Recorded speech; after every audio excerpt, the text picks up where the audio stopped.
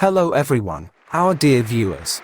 In this video, we're not going to discuss rubbers and blade modifications, but rather a global issue that affects all of us who love table tennis. What determines the results in table tennis? Why does someone progress faster while others progress more slowly?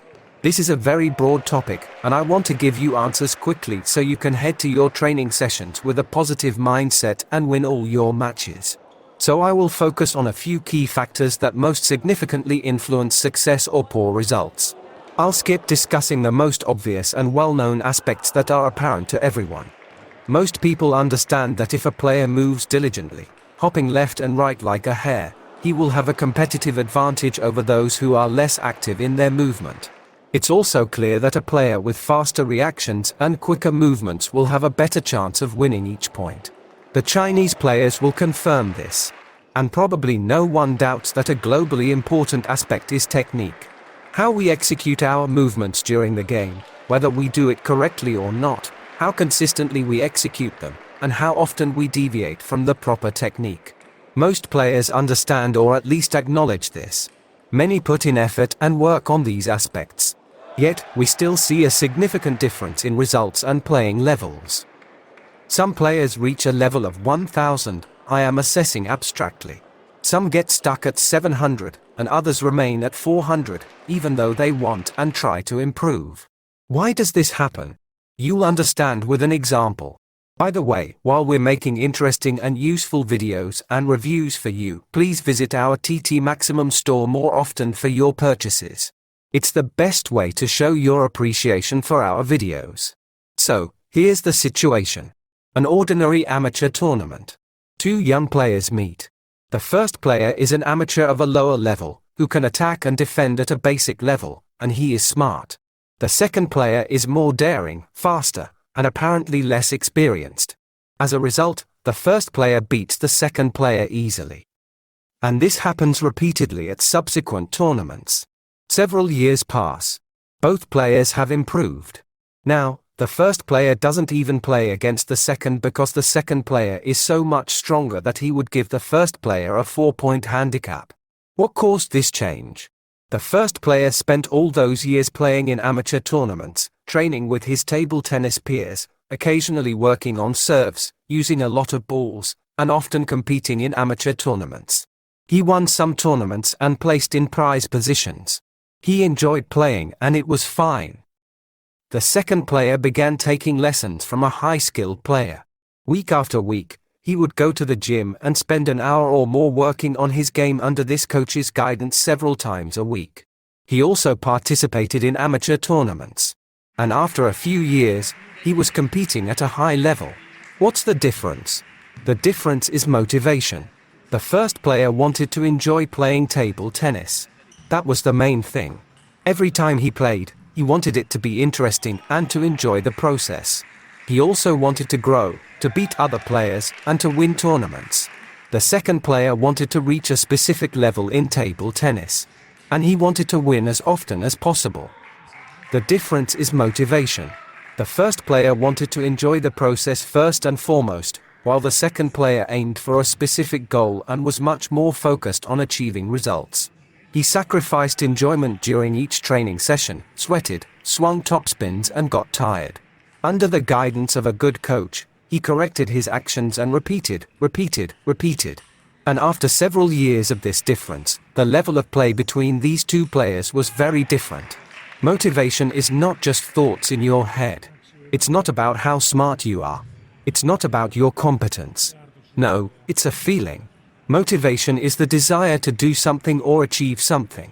It's when you want something every day, and that feeling drives you to take action every day. So the first crucial factor that most people overlook or don't consider important, or don't even understand, is the feeling of motivation every day. When a person is fired up with the desire to achieve something, they want it every day and they act on it. Thoughts and competence alone cannot make you overcome laziness, pain, and discomfort every day. For that, you need motivation, which is not thoughts but feelings. Strong motivation arises when a person has a goal. And if there is no particular goal, only thoughts and everyday desires, you end up like the first player. Like many amateur players. By the way, while I'm sharing this secret information with you, please hit the like button and subscribe. Likes won't click themselves. Next, the second crucial aspect that most people overlook. This applies to any field, not just table tennis. When a person starts doing something, they always encounter difficulties. At some point, the difficulties become significant and the person can't handle it. He says, "To hell with all this," quits, and never returns. Or he decides to slow down, ease up, because it's too hard and better to settle for a smaller reward rather than aiming for something bigger. But some people somehow continue to try to overcome the situation and succeed. And then they become high-skiller players, while the others remain far from that level. So, besides motivation, there's a second factor: psychology. To put it simply, it comes into play when the risk of losing increases. If you're competing at a similar level with your opponent, the tension is high. You realize you can win or lose. And each point is scary. All the time it's frightening. What if you lose? Fear weakens your hands. Fear destroys your ability to think. A surge of fear makes a person dull. It slows their reaction, their movements. A surge of fear instantly extinguishes all the player's abilities. Absolutely all of them. When fear increases, you become like a player who performs everything twice as poorly. Within seconds, you're effectively out of competition. Or lose 20% of your competitiveness, meaning you'll lose 8 to 11 in 3 sets if the forces were initially equal. This is how fear and anxiety work. All the skills and knowledge you've built up over years of training are suddenly weakened and slowed down during a match if you have weak psychology. It might be embarrassing to admit, and that's why there's little talk about it, but it's a global factor. Problems with psychology are likely present in everyone, and many have weak psychology. Thus, their results are weak. Everything is excellent during training, you're hitting topspins both from the spot and while moving, you feel great. But at a tournament, it all seems to disappear, and you just can't perform it. And this happens at every tournament. This is how psychological problems manifest. Lack of leadership qualities.